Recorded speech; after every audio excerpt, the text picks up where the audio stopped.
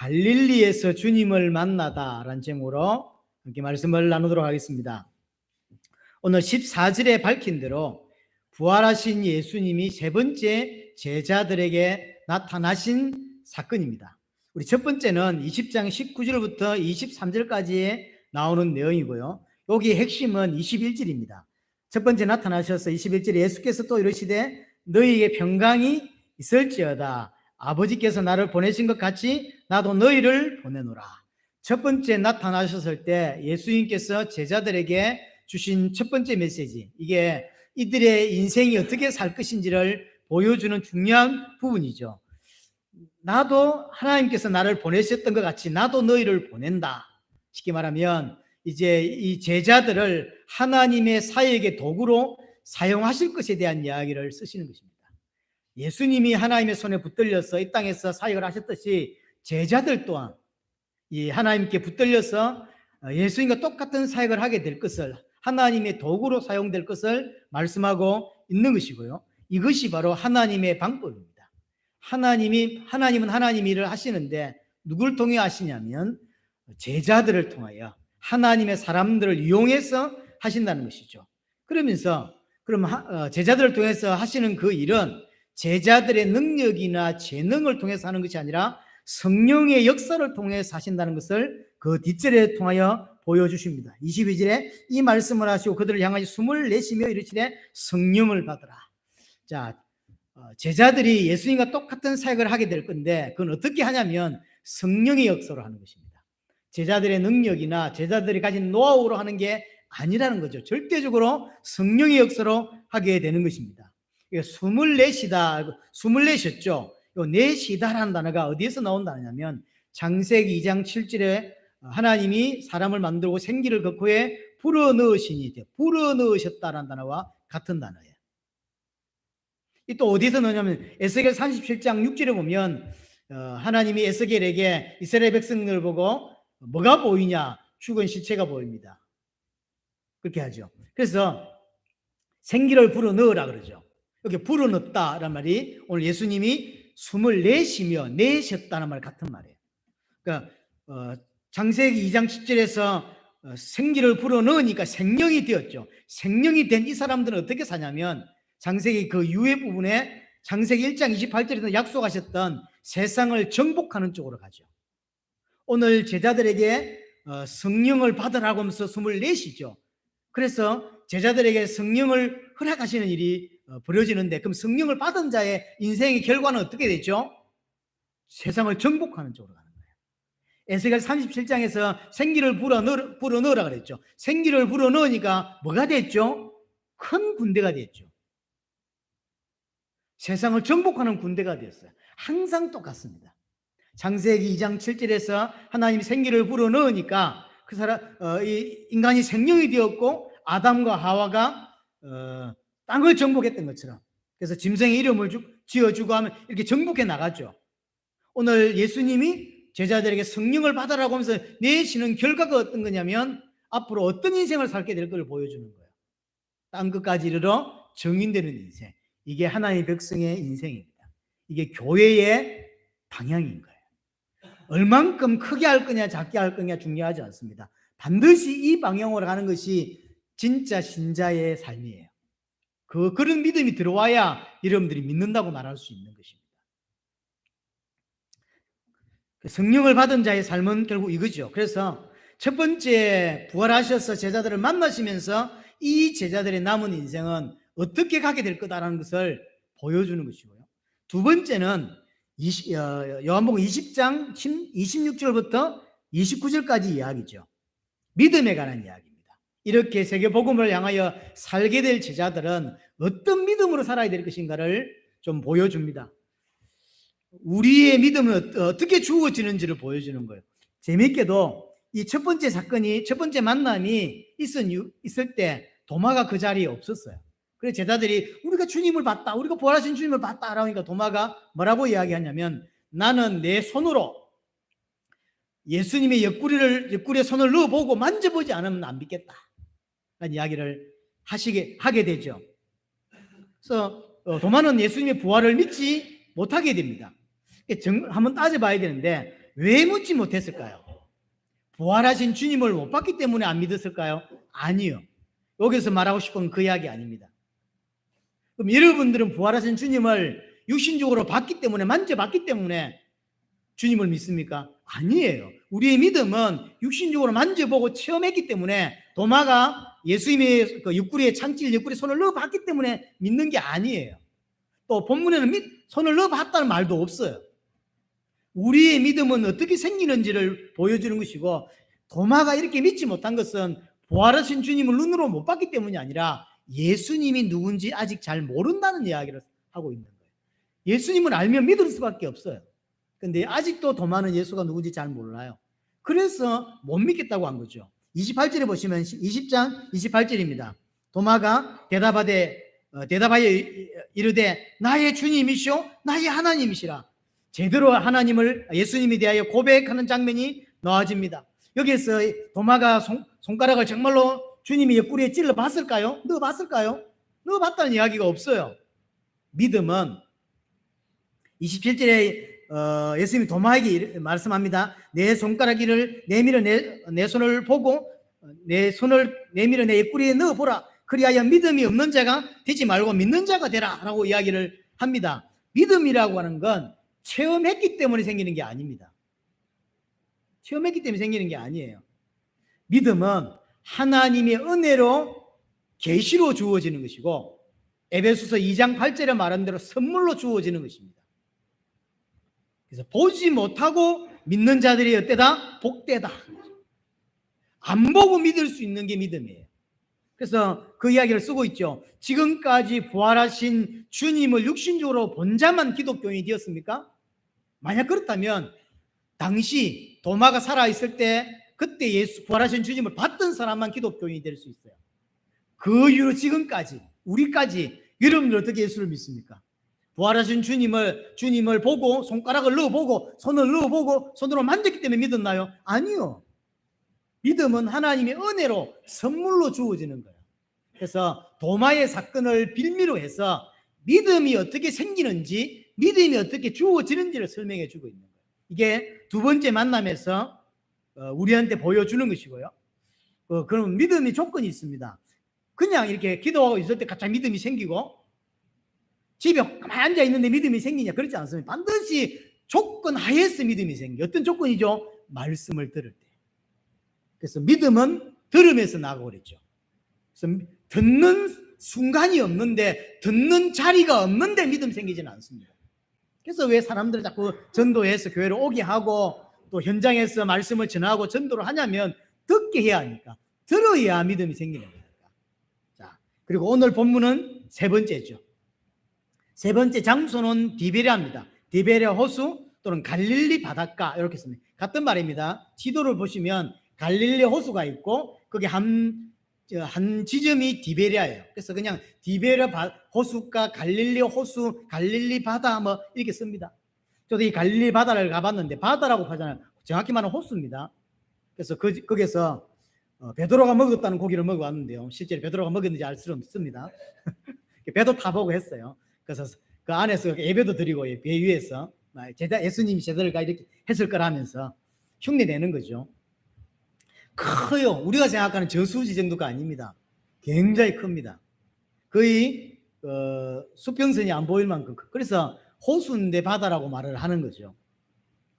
여하튼 세 번째 만남의 장소, 세 번째 제자들에게 나타나신 곳은 디베랴 호수라고 하는 갈릴리입니다.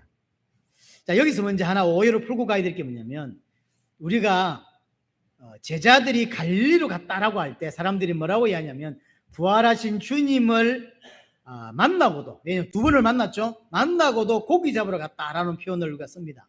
그래서 믿음 없는 자의 행동이다라고 쓰는데, 고기 잡으러 간 건 맞고, 또 고기 잡으러 간 자체는 제가 볼 땐 약간 이상하다라는 느낌이 들지만, 갈릴리로 가게 된 것은 문제가 없어요. 왜냐하면 갈릴리로 예수님이 가라고 했거든요. 마태복음 26장 32절에 보면, 내가 죽었다가 살아난 후에 너희보다 먼저 갈릴리로 갈 것이고 거기에서 너희를 보게 될 거다라는 이야기를 하셨어요. 그리고 마태복음 28장 7절에도 천사가 나타났어서 무덤에 이제 여자들이 무덤에 갔죠. 그때 천사가 나타났어서 여기에 계셨던 예수님은 부활하셨고 살아나셨고 너희보다 먼저 너희에게 말씀한 대로 갈릴리로 갈 것이고 거기에서 너희를 보게 될 거다라고 이야기를 해주셨죠. 그 이야기를 제자들에게 하라고 그랬어요. 그래서 제자들이 쫓아와서 베드로와 제자들에게 우리가 예수님이 부활하셨단다. 그리고 천사가 말하기를 그가 우리 보고 갈릴리로 가라고 했다라는 이야기를 전파하게 돼요. 그래서 오늘 베드로를 중심한 이 제자들이 갈릴리로 간 것은 믿음이 없어서 도망간 것이 아니라 예수님의 말씀에 순종해서 갈릴리로 갔다는 거예요. 다만 한 가지 짚고 가야 될 건 뭐냐면 예수님이 분명히 몇 번 내가 죽고 부활해 살아나서 갈릴리로 갈 거고 갈릴리에서 너희를 볼 거다라고 이야기를 하셨으면 부활하시자마자 갈릴리로 빨리 가셨어야죠. 그리고 천사가 여자들에게 이야기했잖아. 빨리 제자들에게 이야기해라. 예수님이 살아나셨다. 그리고 너희들에게 말한 대로 갈릴리로 간다고 했다. 라고 했으면 그 말 들은 여자들이나 제자들도 그 이야기를 듣고 빨리 갈릴리로 가야 되는데 희한하죠. 20장에서 두 번이나 갈릴리로 가는 게 아니라 예수님은 마가 다락방으로 오셨죠. 마가의 다락방으로 왔어요. 두 번 다. 이게 장소가 두 번 다 마가의 다락방입니다. 또 제자들 또한 예수님이 살아나셨고 갈릴리로 가라고 천사가 이야기해 줬으면 또 기억을 더듬어 보니까 예수님이 얼마 전에 죽기 전에 자기가 살아나서 갈릴리로 간다고 했으니 맞구나. 그래서 갈릴리로 뛰어가야 되는데 안 가고 왜 마가의 다락방에 죽치고 앉아 있냔 말이에요. 그 이상하지 않나? 이상한 거예요, 사실은. 당신이 직접 말씀하셨기 때문에 부활하자마자 갈릴리로 가서 제자들을 기다리는 게 맞고, 근데 안 가시고 마가의 다락방 두 번이나 나타나시고, 또 제자들 입장에서도 그 이야기를 들었고 천사를 통해서 그 이야기를 들었으면 기억을 더듬어 보니까 갈릴리로 가는 게 맞구나. 그래서 빨리 가야 되는데 안 가고 마치 약속한 것처럼 마가의 다락방에 죽치고 앉아서 안 가고 있어요. 또 그걸 요한은 기록을 해주고 있는 거예요. 이 이야기는 요한은 갈릴리로 간다 안 간다의 문제가 중요한 게 아니라 예수님이 갈릴리로에서 우리를 갈릴리로 오고 갈릴리에서 보자라고 했던 그것은 장소적 개념도 있지만 예수님이 마지막 부활하셔서 제자들에게 갈릴리를 통해서 남기고자 하는 메시지가 있다는 거예요. 그래서 단순히 장소적 문제가 아니라 갈릴리가 담고 있는 갈릴리가 의미하는 메시지가 있기 때문이에요. 그래서 두 번이나 마가의 다락방에서 나타나시고 제자들은 혹시 또 예수님이 약속한 것처럼 마가의 다락방에 두 번이나 죽치고 앉아서 예수님을 받고 그리고 이제 드디어 장면이 세 번째 이제 갈릴리에 이제 나타나게 된 거죠. 자, 그래서 오늘 우리가 봐야 될 게 뭐냐면 갈릴리가 주는 의미, 갈릴리가 담고 있는 의미가 뭐냐는 거예요. 왜 굳이 갈릴리에서 만나야 되고 앞에 두 번 만났을 때 할 이야기 다 하면 되잖아요. 두 번이나 만났는데 오늘 세 번째 만났다 그랬잖아요. 그럼 앞에서 마가의 다락방에서 해야 될 일 다 이렇게 하면 되지. 굳이 그들에게 이야기를 다 하고 갈릴리로 따로 가서 이야기를 하냔 말이에요. 그건 갈릴리가 담고 있는 메시지가 있기 때문인 거예요. 자, 첫 번째입니다. 유대인들이 생각하는 갈릴리는 어떤 땅이냐는 거예요. 분명히 이스라엘 땅인데 이방 땅으로 취급받던 곳이 갈릴리입니다. 그래서 마태복음 4장에 보면 15절 16절에 보면 이방의 갈릴리라고 되어 있어요. 지도를 집에 가서 보실 수 있는 분들은 이스라엘 지도를 한번 보시면 주로 에루살렘이 있고 에루살렘 저 북쪽에 쉽게 말하면 국경 근처에 있는 데가 갈릴리입니다. 그리고 촌동네고 그리고 이방의 갈릴리라고 있어요. 이방 땅인가요? 아닙니다. 이스라엘 땅이에요. 이스라엘 땅인데 별명이 이방의 갈릴리예요. 이방 땅으로 취급받고 지금도 예를 들어서요. 우리나라도 예를 들어서 서울대 출신은 일단 좀 쳐주는 게 있죠. 그래? 서울대 나왔어? 서울대 나오고 하버드 나와서 이러면 일단 아무것도 아무 말 안 했는데 경력만 보고도 이 사람이 똑똑하구나 이렇게 쳐준단 말이에요. 이스라엘도 마치 지금부터 4,000년 전 아니에요. 2,000년 전 아니에요. 2,000년 전인데도 그게 있는 거죠. 저 시골, 갈릴리 시골 이런 게 있는 거죠. 그래서 갈릴리 이러면 흑암과 사망의 땅 이렇게 표현을 해요. 이건 이사야에 있는 것을 이사야 6장입니까? 9장에 보면 이야기를 하죠. 흑암과 사망과 그늘이 머물던 땅이라 이렇게 표현되어 있어요. 거기에 뭐가 비쳤다? 그리스도의 빛이 비쳤다고 그리스도를 예언하는 장면이 이사야에 나오잖아요. 그래서 갈릴리가 의미하는 땅은 뭐냐면 사망과 흑암과 그늘, 무시받고 업신여기고 멸시받고 별 볼 일 없는 마을이라고 하는 게 갈릴리가 가지고 있는 의미입니다. 근데 예수님의 처음 사역을 어디서 했죠? 또 주로 사역을 어디서 했죠? 갈릴리에서 했어요. 그 제자들의 대부분이 갈릴리 출신이에요. 갈릴리 어부 출신들이죠. 그래서 갈릴리라고 하는 것은 예수님의 삶과 예수님의 사역을 잘 나타내주는 단어예요.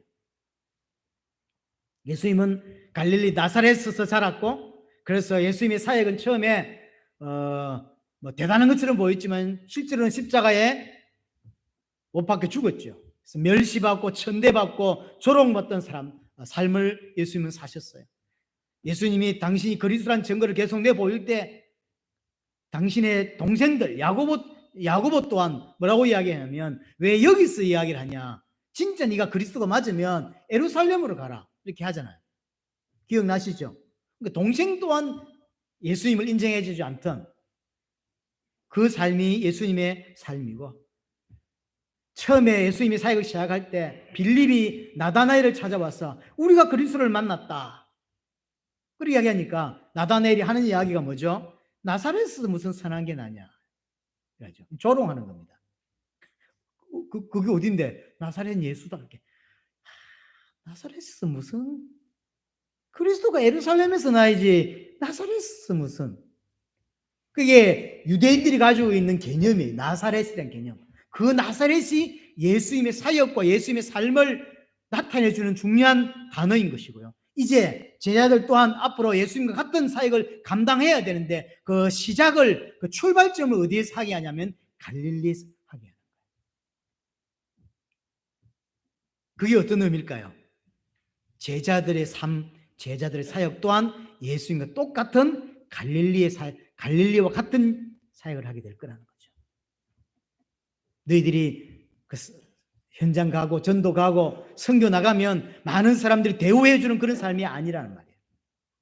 복음의 가치를 아는 사람들만 대우해 주지만 모르는 사람들은 멸시하고 천대하고 업신여기는 그런 삶이 제자들의 삶이 될 겁니다.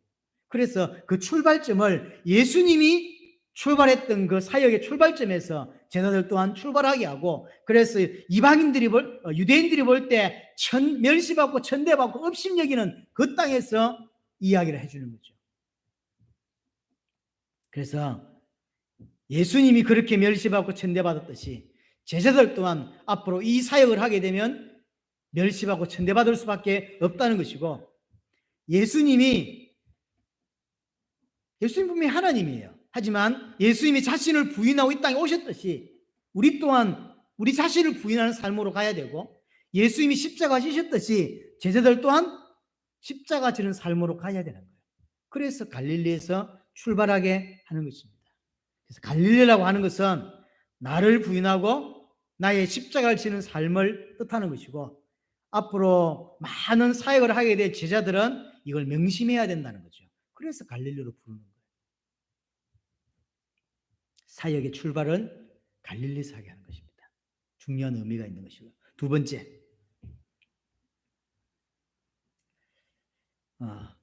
하기 전에 오늘 구절에 보면 숯불 들어오죠. 이 숯불 또한 마찬가지입니다. 예수님이 우리를 갈릴리로 부르신 이유를 다시 한번 보여주는 게 숯불이에요. 숯불 하면 다른 사람 몰라도 베드로는 머리에 탁 꽂히는 게 있죠. 왜냐하면 예수님을 3번 부인할 때가 언제였냐면 숯불 옆에서 불을 쬐다가 예수님을 부인했죠. 근데 딱 숯불을 펴놓고 있는 거예요. 이 베드로가 어땠을까요? 처음에 베드로가 예수님을 만나고 제자로 불렀을 때 모든 것을 부르고 모든 것을 버리고 예수님을 따랐어요. 그리고 마태복음 16장 16절 최고의 고백, 그 누구도 하지 못했던 주는 그리스도시요 살아계신 하나님의 아들이십니다라는 고백을 했고요. 마태복음 26장에 보면 모든 사람이 다 주를 버릴지라도 나는 주를 버리지 않습니다. 저 결코 버리지 않겠습니다라고 했던 사람이 베드로입니다. 하지만 베드로가 숯불을 쬐고 있는 그 자리에서 예수님을 3번이나 부인하게 됐다는 것이고, 굳이 요한은 3번이나 부인했다는 것을 쓰는 이유는 3번이라는 단어는 확실하게 부인했다는 뜻을 의미하는 거예요. 그래서 이 숯불을 통해서 베드로에게 그리고 제자들에게 뭘 설명하는 거냐면 인간이 어떤 존재인지를 다시 한 번 더 보여주는 거예요. 아무리 결단하고 아무리 다짐하고, 베드로가 그랬잖아요. 그래서 다 버리고 예수님을 따랐다니까요. 안 버린 게 아니면 다 버렸고, 그래서 결단하고 절대로 다른 사람 다 버려도 저는 예수님을 버리지 않습니다라고 그렇게 다짐했던 존재였던 베드로가 예수님을 3번이나 부인하고, 그러죠. 인간은 그만큼 연약함을 보여주는 거예요. 하나님을 전적으로 의지해야만 살아갈 수 있는 존재라는 것이고, 사역이 특별히 그렇습니다.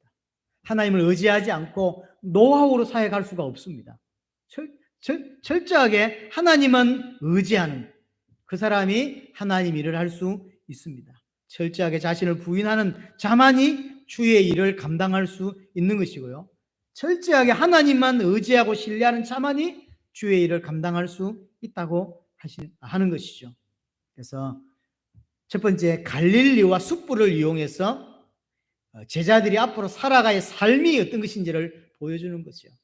영광된 삶이, 육신적으로 영광된 삶이 아닙니다. 참 신자의 모습은 이 땅에서 영광스럽지 않습니다. 그게 신자입니다. 자, 두 번째, 오늘 본문을 읽어보셨습니다. 갈릴리로 오라 그래서 갔고, 아마 예수님이 좀 늦게 도착하셨는지 왔는데 할 일이 없죠. 그러니까 베드로가 주동자가 되어져서 고기 잡으러 가겠다, 갈 사람 있냐 그랬더니 제자들이 우 따라갔죠. 7명 제자가 등장을 합니다. 근데 이 본문이 어디서 읽어본 본문 같지 않나요?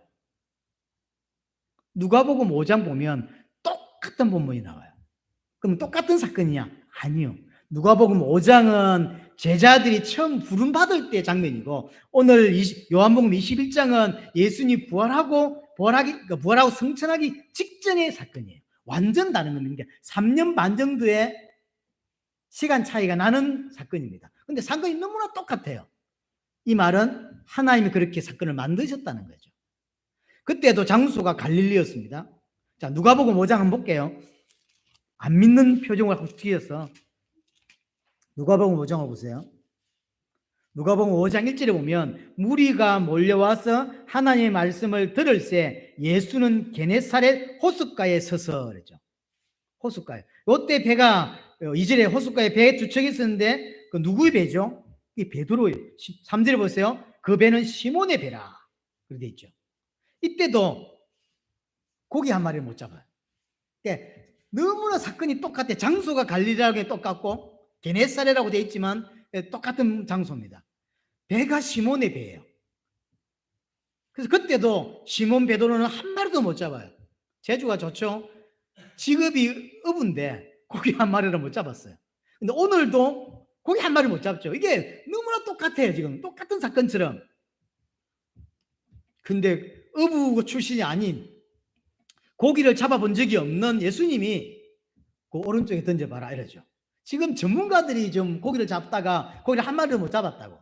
근데 그 말을 듣고 싶게 하겠어요? 전문가인데 자기들이. 근데 던졌더니 고기가 많이 잡혀 그물이 찢어질 만큼 던졌다 그랬죠. 오늘 본문에서도 많이 잡혔고 150이 큰 고기만 153마리가 잡혔고 그물은 찢어지지 않았더라. 예, 너무나 내용이 똑같아요. 그러면 누가복음 5장에서 처음 제자들을 이렇게 부르실 때 첫 장면의 결론이 뭐였냐면 나는 너희를 사람을 낚는 어부가 되게 하겠다 그랬죠. 그게 시작이었어요.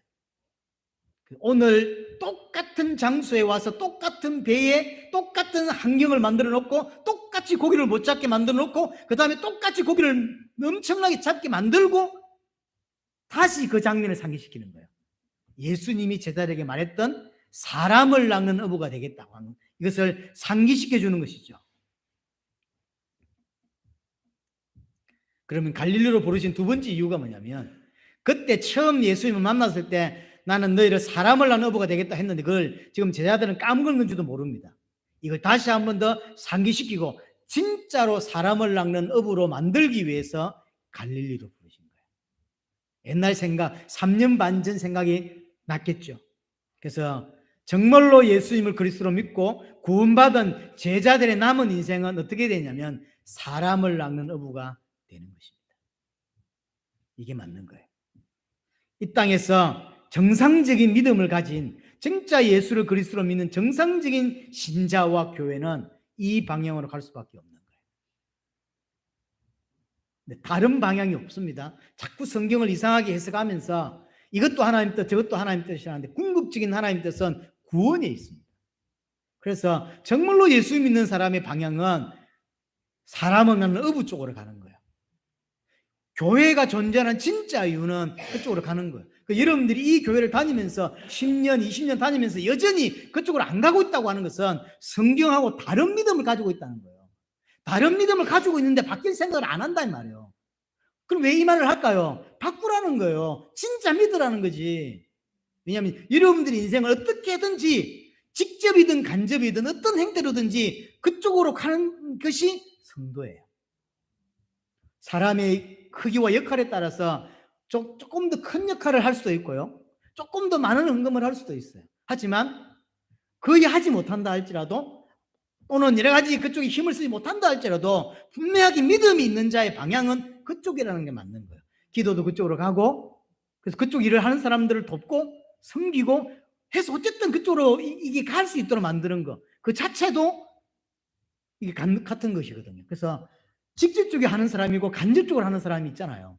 그럼 직접적으로 하는 사람보다 간접적으로 하는 사람이 누가 더 많을까요? 간접적으로 하는 사람이 더 많아요. 선교사로 나가는 사람보다 선교사를 위해 기도하고 돕고 하는 사람들이 훨씬 많게 되어 있어요. 물론 그걸 좀 선교사를 위해서 헌금하고 기도하는 것으로 내가 해야 될 일 다 했다라고 하면 안 돼요. 내가 할 일인데 우리 김 선교사님이 한 거다 이렇게 생각하는 게 맞는 거죠. 내가 당연히 이번에 필리핀 가야 되고 내가 당연히 브라질 가야 되지만 나는 여기서 일을 하고 돈을 벌어서 기도하겠다. 그리고 그 일을 잘할 수 있는 사람 전문가를 보내는 거 그게 더 올바르죠. 그래서 하는 거예요. 내가 하는 것보다 저 사람이 전문가니까 언어도 잘하고 복음도 잘 전하니 그쪽에 갈 수 있는 마인드를 가졌으니 전문가를 보내는 거죠. 축구를 국가대표 축구를 할 때도 제가 축구대표 이번에 하고 싶어. 이강이 부리지 말고 내가 직접 가고 싶어. 하지만 내가 가는 게 낫나요? 손흥민이 가는 게 낫나요? 손흥민이 낫지. 그래서 손흥민을 보내는 거지. 마음은 제가 손흥민보다 못하지 않습니다. 이게 똑같습니다. 선교라는 게 조금 잘할 수 있는 사람을 준비시켜서 보내는 거예요. 그게 낫습니까? 못하는 내가 가는 게 낫습니까? 잘할 수 있는 사람 보내는 게 낫죠. 하지만 마음은 내가 가야 되는 게 맞는 거예요. 이 마음을 여러분 가지셔야 돼요. 그래서 항공기 선교사라든가 이 사람을 도울 때 항상 그 마음이어야 돼요. 원래 내가 가야 되는 게 맞다. 하지만 조금 더 잘 효과적으로 하기 위해서 저분을 보내는 거다. 이게 맞는. 그래서 그를 위해 기도하는 게 여러분들의 신앙이어야 돼요. 그렇지 못하고 내가 궁금하니까 뭐 내가 기도 좀 하니까 이러면 여러분들은 정상적으로 인생 방향 맞춘 게 아닌 것입니다.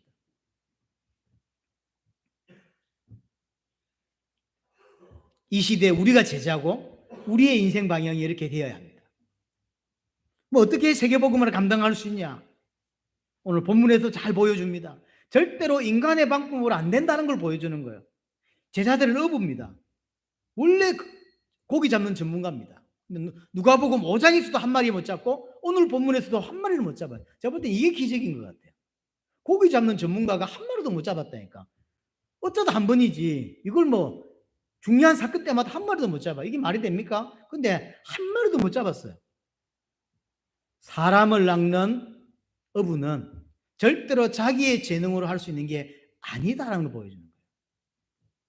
고기 잡는 실력은 예수님보다 제자들이 훨씬 낫습니다. 하지만 그게 고기 잡는 건 그래. 하지만 사람을 낚는 어부는 세계복음화는 자신의 능력과 의지와 결단으로 되는 게 아니라는 거죠. 어떻게 됩니까? 성령의 은혜로. 성령의 은혜로. 그래서 하나님께서 하시는 세계복음화의 사역에 우리가 얼마나 연약하고 얼마나 무능한지를 보여주는 거예요. 절대로 우리의 능력으로 할 수 있는 게 아니라는 사실이죠. 부활하신 주님을 만나고도 갈릴리 왔어. 주님이 좀 늦게 와서 그런지 또 고기 잡으러 가 있습니다. 이런 연약함을 보여주는 것입니다. 근데 베드로만 그런 게 아니에요. 오늘 2절에 보시면 시몬 베드로가 있죠. 그 다음에 디두모라는 도마가 와 있죠. 갈릴리 가나 사람 나다나엘과 또 세베대의 아들들은 야고보, 요한이죠. 이게 7절에 보면 예수께서 사랑하는 그 제자, 이 사랑하는 제자는 요한, 항상 요한복음에서 사랑하는 제자는 요한입니다. 그 다음에 다른 제자 둘이 있습니다. 7명이 와 있는 거죠, 현재.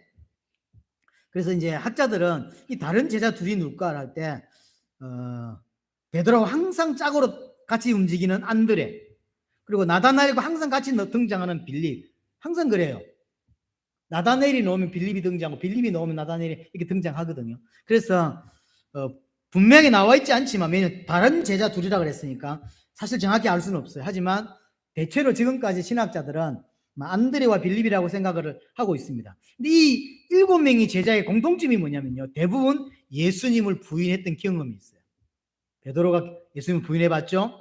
도마는 예수의 부활을 나는 믿지 않는다라고 했죠. 그래서 내 손을 집어넣지 않고는 절대로 안 믿겠다라고 했던 불신앙을 했던 사람이고, 나다나엘은 나사렛에서 무슨 선한 게 나와 이러면서 핀잔 줬던 인물이죠. 이런 대부분 주님을 부인해봤던, 거부해봤던 사람들이 이 사람들입니다. 오늘 예수의 말씀을 의지했더니 많은 물고기가 잡혔습니다. 그래서 앞으로 제자들이 해야 될 세계복음화의 사역은 전적으로 하나님의 은혜로만 된다는 걸 보여주는 거예요. 이게 갈릴리가 주는 의미입니다. 그래서 세계복음은 철저하게 우리의 경험이 아니라 성령을 의지하고 주님을 의지해야만 하는 것이고요. 신앙생활 또한 마찬가지입니다. 자, 세 번째. 그렇게 말씀에 순종했을 때 큰 물고기가 11절을 보십시오. 시몬 베드로가 올라와서 그물을 육지에 끌어올리니 가득히 찬 큰 물고기가 153마리라. 요한은 어떤 의미에서 153마리라고 잡았는지 모르겠어요. 직접 세어봤을 수도 있겠죠. 근데 이게 뭘 의미할까요?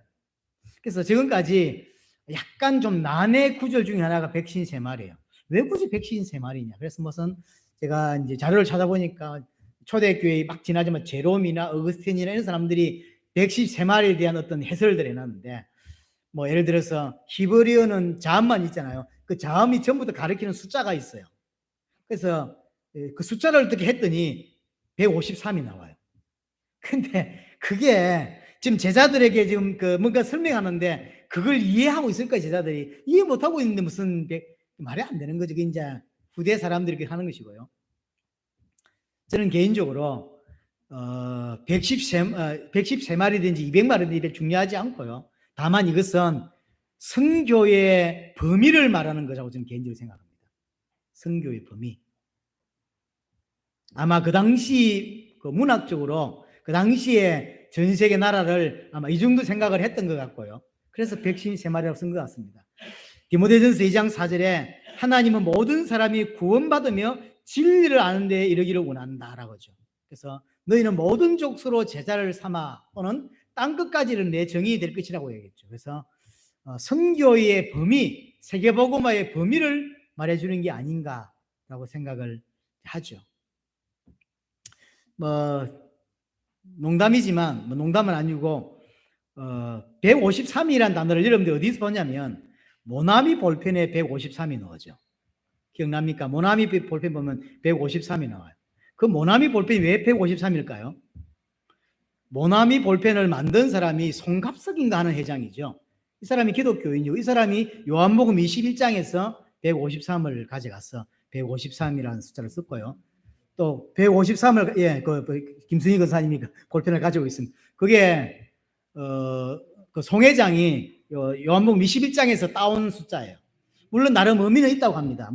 제가 찾아보니까 당시에 이 볼펜을 15원에 팔았고 세 번째 이제 해서 성공한 볼펜이다. 이렇게 해서 153을 붙이는 거죠. 153을 갖다 놓고 자기가 필요한 걸 갖다 붙이는 거죠. 몇 개를 붙였더라고. 그래서 152번째 실패하고 153번째 볼펜을 성공했다나 뭐 그런 것도 있고 여러 가지 있는데 이건 제가 이제 그 회사에서 붙인 거고요. 송갑석인가 하는 그 회장이 처음에 가져올 때는 요한복음 21장에서 153을 가져와서 모나미 볼펜 쓰면서도 몰랐죠. 그게 이제 그 양반이 기독교인이라서 그렇게 만든 거예요. 하여튼 세 번째 갈릴리에서 153마리의 물고기를 잡았다고 하는 것은 우리에게 선교의 어떤 범위를 말해주는 것 같습니다. 네 번째입니다. 이제 그렇게 해서 예수님이라는 사실을 처음에는 몰랐다가 요한이 주님이시다라고 말하니까 이제 달려오죠. 달려오는 모습도 굉장히 웃겨요. 그 7절에 보면 시몬 베드로가 벗고 있다가 주님이라는 말을 듣고 겉옷을 두른 후에 바다로 뛰어내리죠. 저는 이게 굉장히 이상해요. 근데 그 길이 헤엄쳐 가야 되는 그 거리가 어디냐면 8절에 다른 제자들은 육지에서 거리가 불과 한 50칸쯤 되므로 그 50칸쯤에 그 각주가 나와 있습니다. 200규빗이라 되어 있죠. 200규빗이면 1규빗이 45 곱하기 200이 되겠죠. 몇 메타입니까? 90m죠. 90m.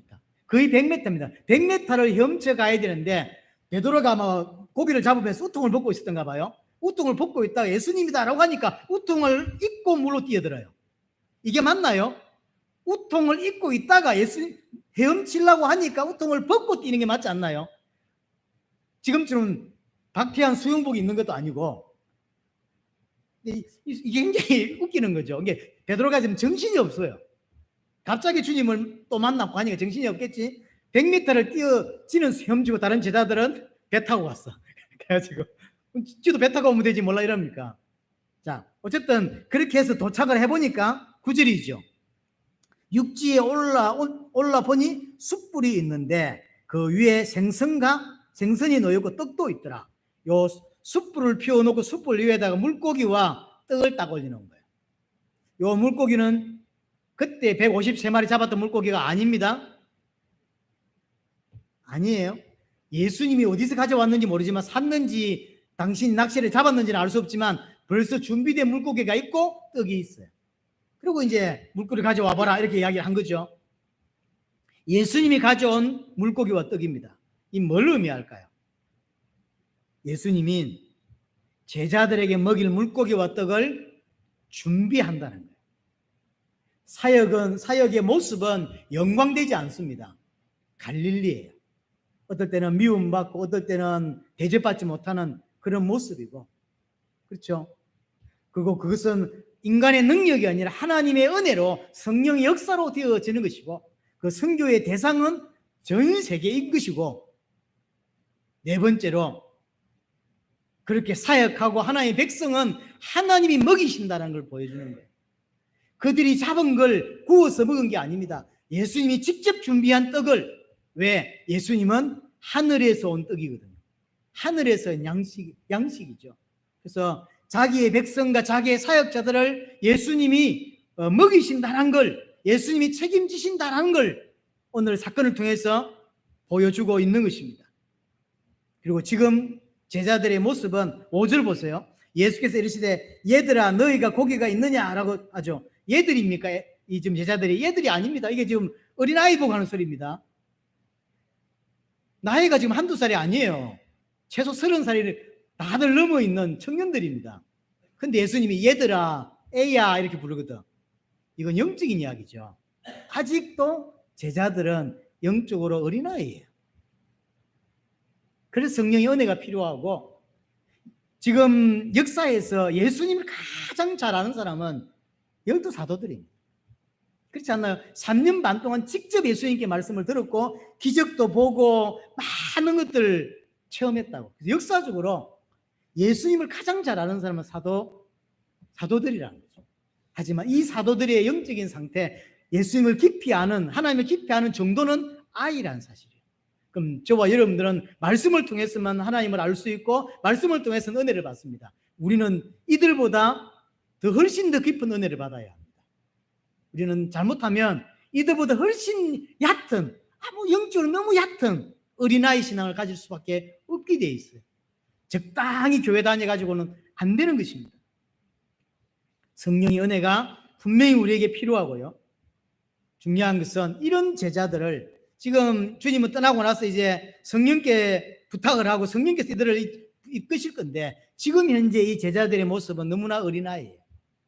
하지만 하나님 이들을 끝까지 붙잡으셔서 끝까지 인도하셔서 결국은 세계복음 할 수 있도록 만드셨죠.